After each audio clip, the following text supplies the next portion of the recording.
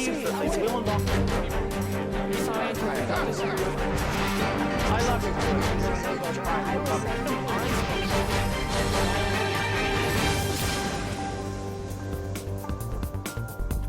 Hello and welcome to Crosstalk, where all things are considered. I'm Peter Lavelle. What does the downing of the Russian Air Force jet by Turkey tell us about the war against the Islamic State? How many sides are there in this conflict? And who benefits from a very divided front against ISIL? Is ending the Syrian civil war as distant as ever?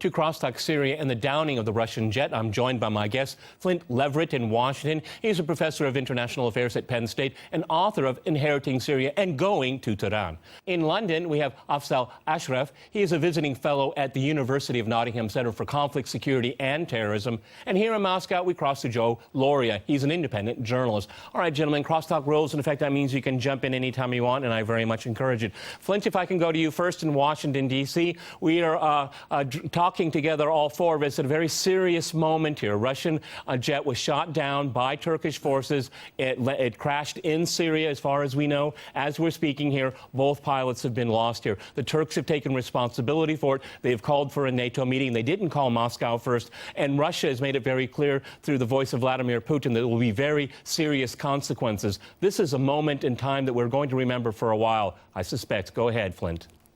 No, I think you're right, and I think this really shows just how far away we are from any kind of truly common effort to resolve the conflict in Syria, to weaken and undermine the Islamic State in a serious and coherent way. I think Turkey all along was angling to get a no-fly zone run by NATO over northern Syria.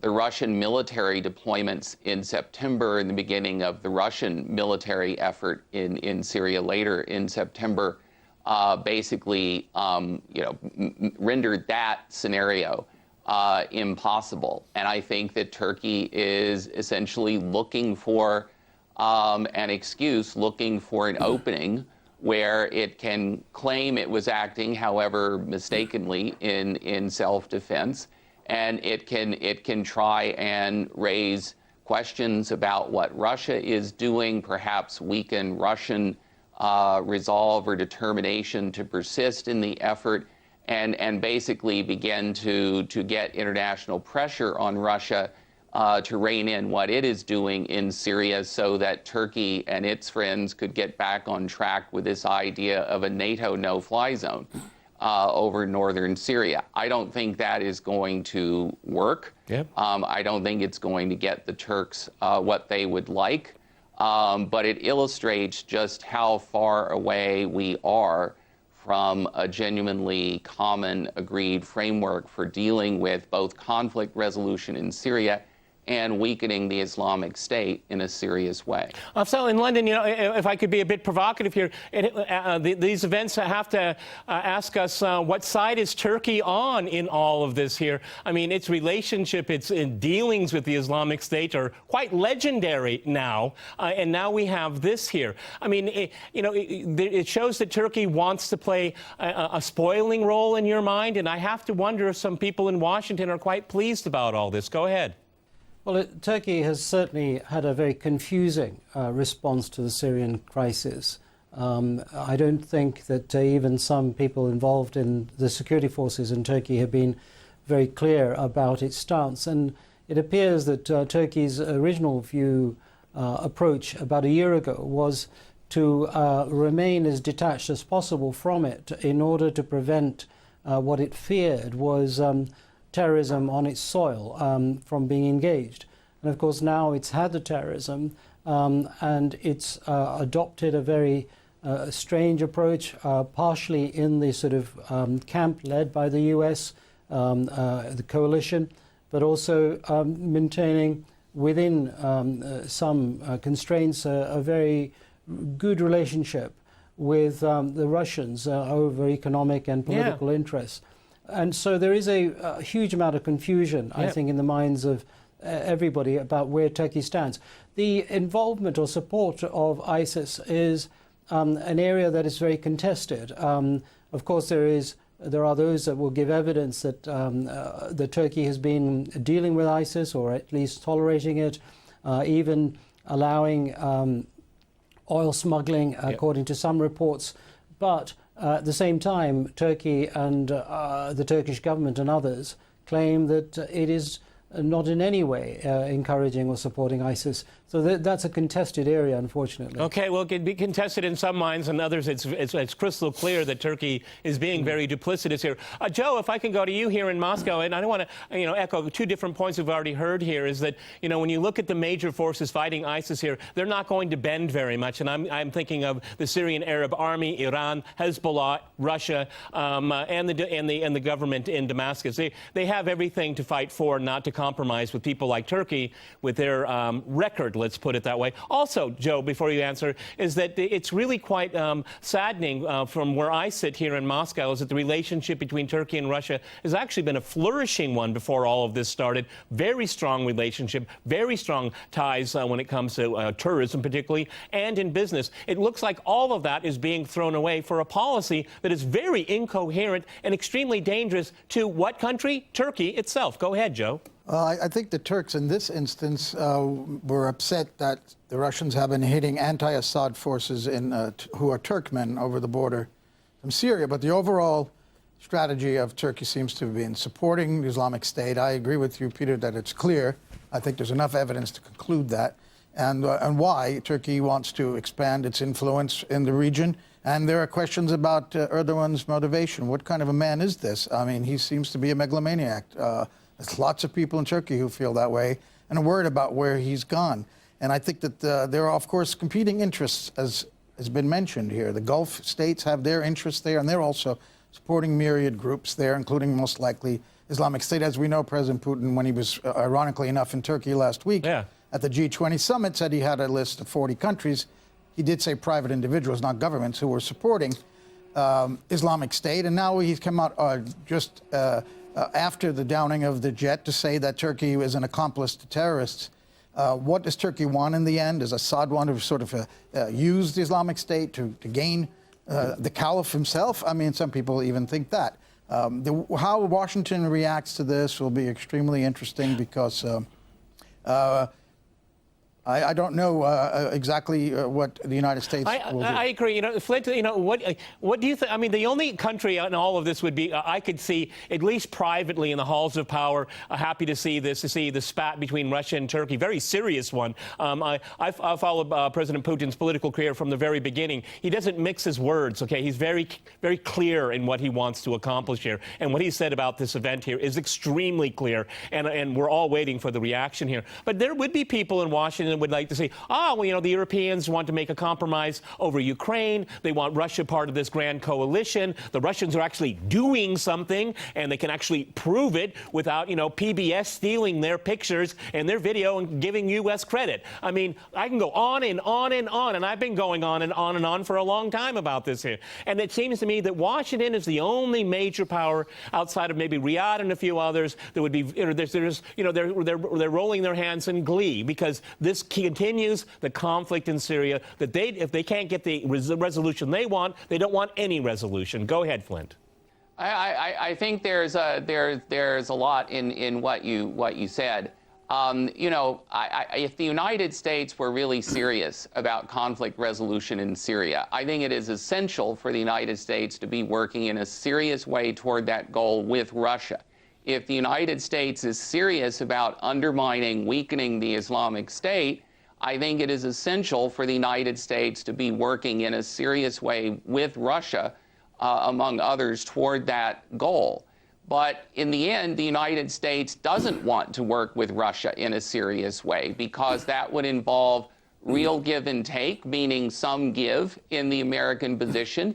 It would mean the United States is no longer be able to present itself as clearly the dominant sole external power in the Middle East, that in order to solve problems, it needs to work cooperatively with other regional and international actors. And that is just, it is a bridge too far for much of the American political class. And so the idea of working with Russia to resolve the conflict in Syria, I think for many American political and policy elites, and even for people in the Obama administration itself, they would perhaps almost rather have the conflict in Syria go on rather than have to work with Russia, work with Iran, work with the Assad government in order to solve that conflict, because it would be a clear signal that the United States can't impose unilaterally what it wants in this part of the world. And that's something that I think is the American political class on both sides of the aisle is not ready to make that fundamental adjustment in American strategy. Afzal, would you like to reply to what Flynt just said? Do you agree or disagree, or do you have a nuanced approach? Go ahead.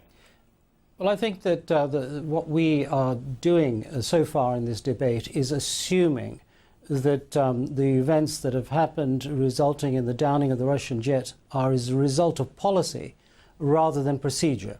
The point is that it may well be just procedure, and that procedure to shoot down aircraft that go into your space is something that everybody has in place, and it was something that was reinforced by Turkey in October of this year, when there were these alleged infringements of its airspace by Russian aircraft. And it may just be that given the seconds or minutes involved in this incursion of Turkish airspace, or alleged incursion of Turkish airspace, the mechanism to shoot it down would have been more or less procedurally automatic. The military has put in place certain procedures to contact the aircraft and then shoot it down. So if that is the case, if it is procedure... I'm going to have to jump in here. We're going to go to a short break, and after that short break, we'll continue our discussion on Syria and the downing of the Russian jet. Stay with RT.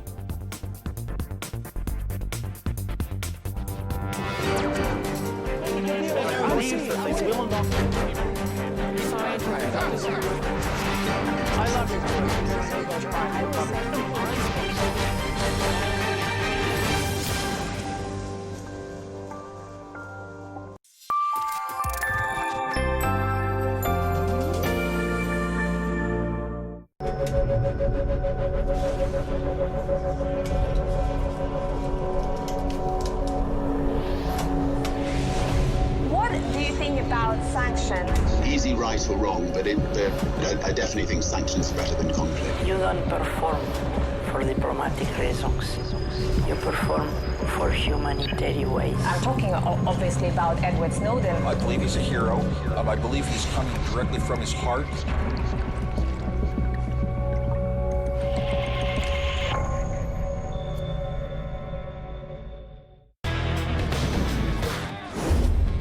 Most people think to stand out in this business, you need to be the first one on top of the story, or the person with the loudest voice, or the biggest ratings.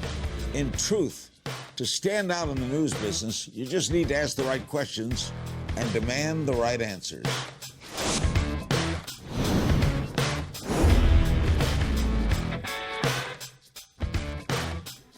Question more.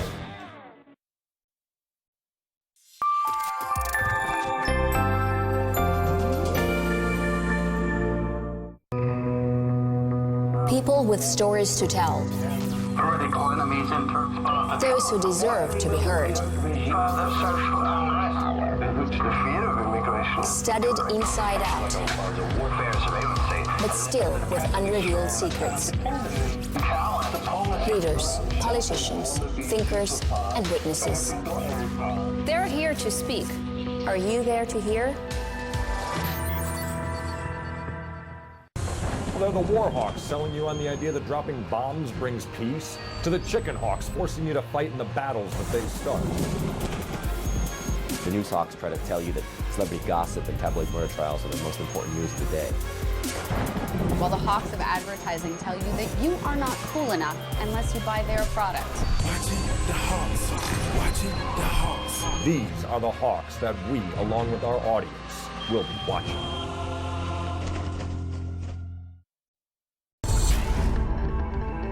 Abenomics didn't work. You know, they invented quantitative easing 20 years ago to try to stimulate the economy.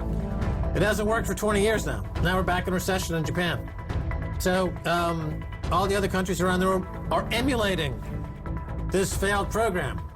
They're inspiring to be as great a failure, to be as failure as great as Japan.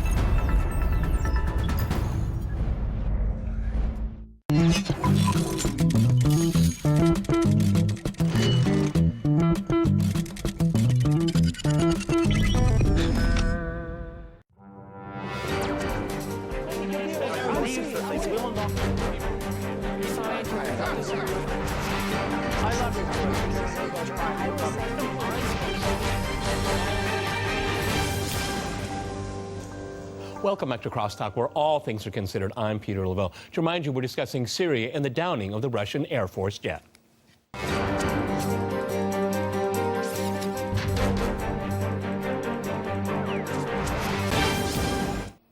Okay, let's go back to our guest in London. Afzal, you said right before the break here that we should be discussing either policy or procedure here. But I think really what we could be saying, and it's very early, gentlemen, we need more information. But it looks like there has been a procedure to put in place to enforce a policy. Because as I said at one point in this program, Ankara didn't call Moscow.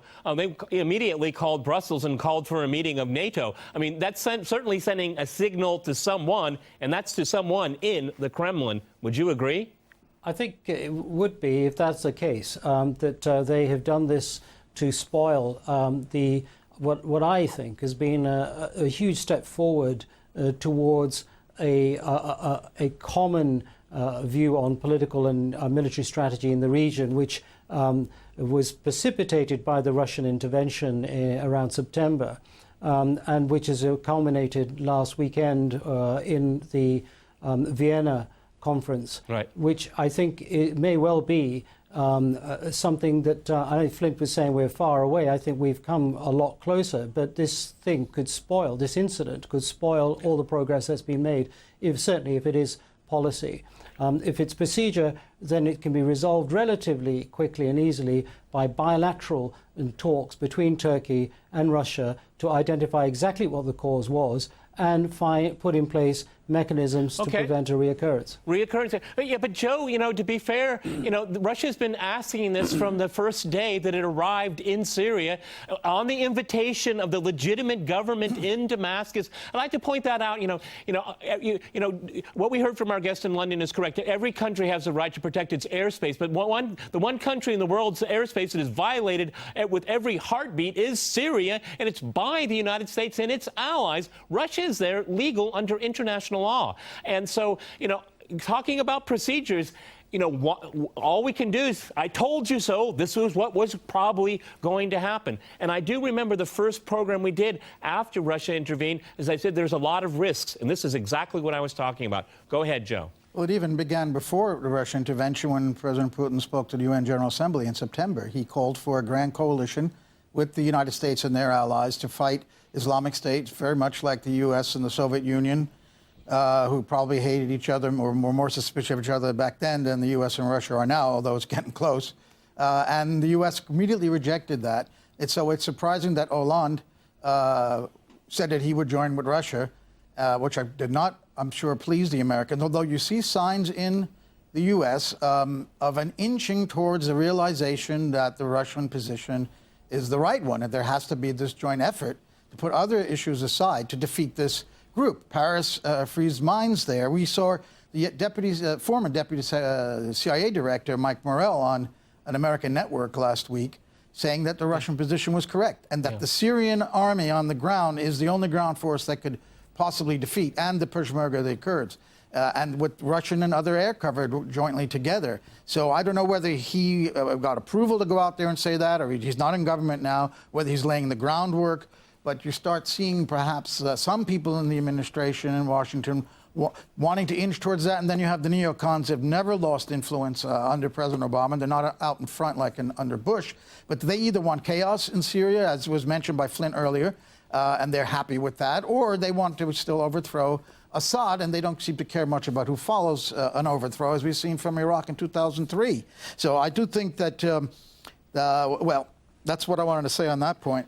Okay, you know what, Flynt, I think Joe's absolutely right there. I mean, I get this impression, and please correct me because you live there in Washington, is that what one country is doing in Syria is the right thing, going after all these terrorist groups, preserving the sovereignty of the state of Syria, making sure it doesn't spill over further beyond Syria and Iraq. But you know what? Darn it, it's Russia, the country that's doing that. If it was another country, if it was like the Klingon Empire, then it would be all right. And this is something that the Washington people in the corridors of power just don't want to admit, that Russia's doing the right thing because of Ukraine, because of Georgia, because of NATO, because of all these other things. It's just eating crow, and it's really about pride. I think that's one dimension of what's going on. That basically people don't want to have to admit that they made mistaken judgments. They don't want to have to, in a sense, adjust U.S. policy to enable more effective cooperation with Russia. All of that is certainly operative. But I think that there's a bigger structural problem that American elites, whether they're the sort who tend to populate Republican administrations or the sort who tend to populate Democratic administrations, there's a very strong commitment to the proposition that the United States, for its global position, its international position, needs to be the clearly dominant power in the Middle East. And from that perspective, Syria under the Assad government is a problem. It is not in any reflexive way anti-American, but it's not going to subordinate its strategic orientation to American preferences. It has these alliances with Iran, with Hezbollah, that the United States sees as a challenge to its own hegemonic agenda in the region. And American policymakers, in the George W. Bush administration and continuing into the Obama administration, have seen the idea of neutralizing Syria as a way to break the link between Iran and Hezbollah and really weaken Iran's position in the region. I think this is an important part of why Obama came out so early in 2011 to say Assad must go. Yeah. And for the United States to back off of that, to say, well, all right, we're going to worry about conflict resolution in Syria, and we're going to deal seriously with the Assad government, work with Russia, work with Iran. It's basically the United States abandoning the idea that it is and will continue to be the clearly dominant external power in the region, that it is going to have to work with other global and regional players, including ones like Russia, like Iran, that it has disagreements with, in order to get serious business done in the Middle East. And the American political establishment, even with Barack Obama as president, is not ready to make that kind of adjustment. Afzal, you're the ones that you mentioned Vienna. You're the one that mentioned Vienna here, and I think you're absolutely right. And this is what I find most painful, because we were inching towards it. The last time we did a program on Syria, which was last week, I talked about peace within our grasp. And now this happens, and it seems to me they're very strongly connected. Go ahead, my friend. Go ahead. In London. Yeah, I was going to say that what Flynt has said about the one-dimensional approach, there are multi-dimensions, and everybody in this conflict is working for self-interest. But one of the things that I think that we must understand is that self-interest is cloaked in various ethical arguments for public and international consumption. Behind the scenes, I don't think many people understand just how effective and how impressive in some ways the Russian foreign policy has been. Privately, I know that many Western countries have admired the way the Russian foreign policy has taken the initiative in this conflict, and even some regional countries are privately admiring and complimenting the Russian approach. What I would be a great tragedy is if this process, which has culminated in the Vienna conference and this coming together on a number of agreements, is derailed or allowed to be derailed by this one incident. I think we need to have political patience in all of this, and I think that the Russian government needs to deal with this issue in a very sensible or wise way. Of course, it has to react harshly about having one of its aircraft downed, but it must do so in a way that doesn't threaten some of the very positive momentum that it's created towards getting international agreement on how to deal with this issue. Far more progress has been made behind the scenes than is apparent, I think, publicly in that direction, and it would be a great shame to lose it. You know, Joe, I completely agree with what we just heard in London here, and I can assure our viewers here, things have been said about Russia and its president over the last couple of years.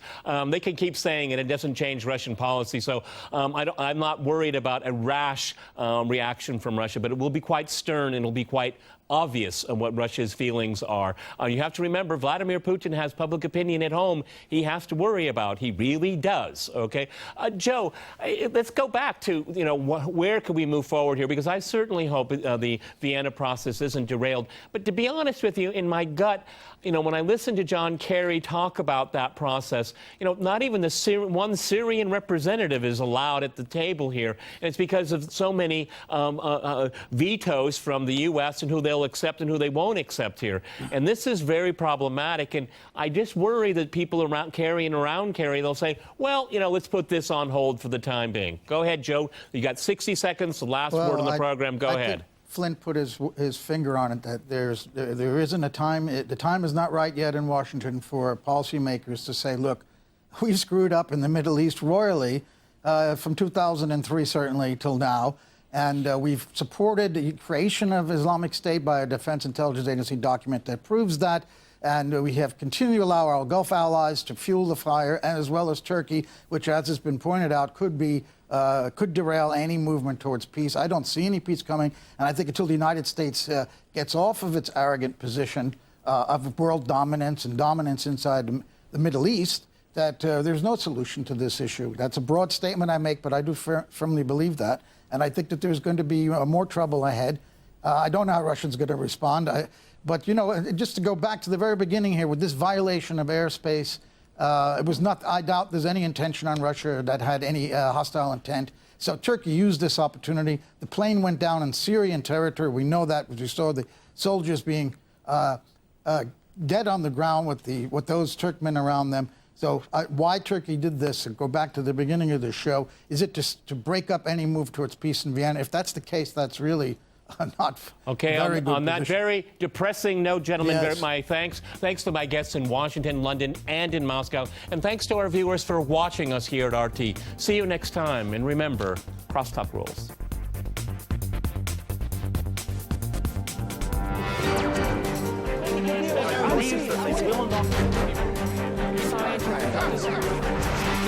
I love you.